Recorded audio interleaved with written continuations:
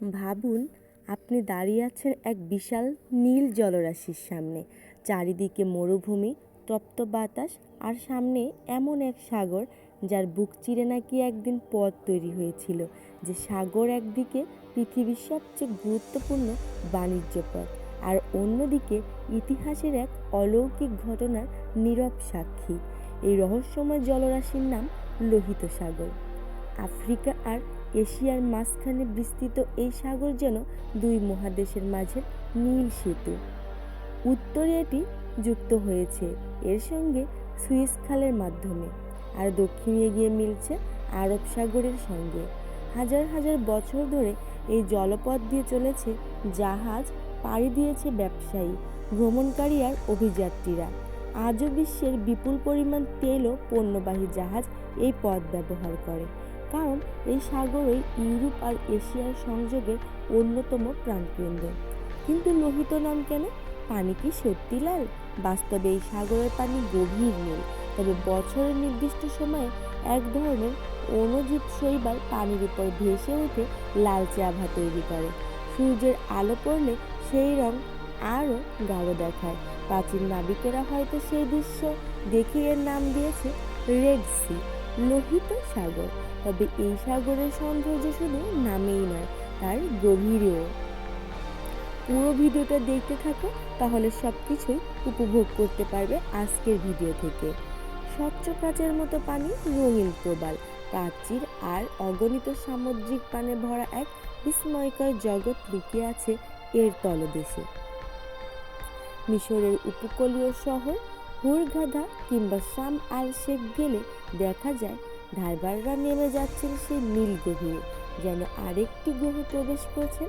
এখানে এমন অনেক মাছ ও প্রবাল আছে যেগুলো পৃথিবীর অন্য কোথাও পাওয়া যায় না। কিন্তু লোহিত সাগরের সবচেয়ে আলোচিত অধ্যায় আছে ধর্মীয় ইতিহাসে।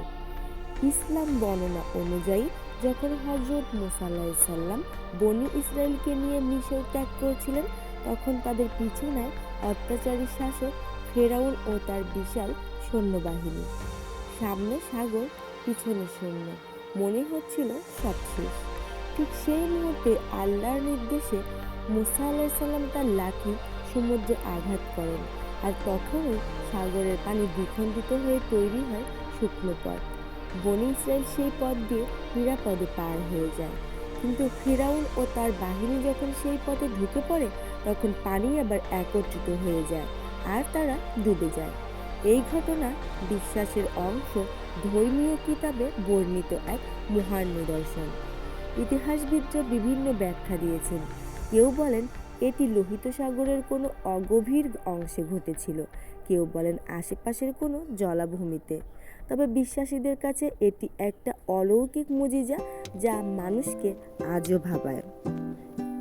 আরেকটি বিস্ময়, লোহিত সাগরের পানি অত্যন্ত লবণাক্ত, কারণ এখানে বড় কোনো নদী এসে মিশেনি। বৃষ্টি কম হয়, কিন্তু তাপমাত্রা বেশি হওয়ায় পানি দ্রুত বাষ্পীভূত হয়, ফলে লবণের ঘনত্ব বেড়ে যায়। এই বৈশিষ্ট্য একে পৃথিবীর উষ্ণতম লবণাক্ত সাগরগুলোর একটি করেছে। লোহিত সাগর তাই কেবল একটি সমুদ্র নয়, এটি একদিকে বৈজ্ঞানিক বিস্ময়, অন্যদিকে প্রাকৃতিক সৌন্দর্যের আধার। এটি বিশ্ব বাণিজ্যের ব্যস্ত পথ, আবার ধর্মীয় ইতিহাসের গভীর প্রতীক।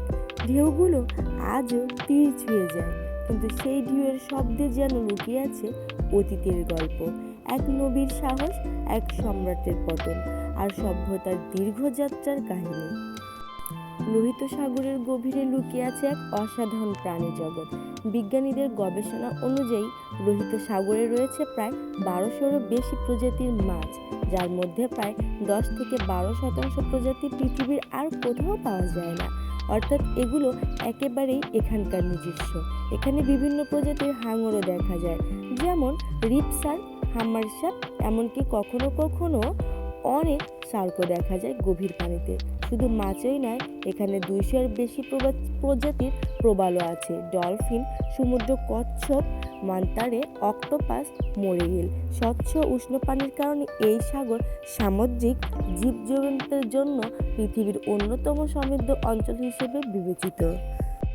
আজ আমরা লোহিত সাগর নিয়ে অল্প কিছুই জানলাম, কিন্তু বিশ্বাস করুন লোহিত সাগরের ঢেউয়ের নিচে লুকিয়ে আছে আরও অসংখ্য গল্প।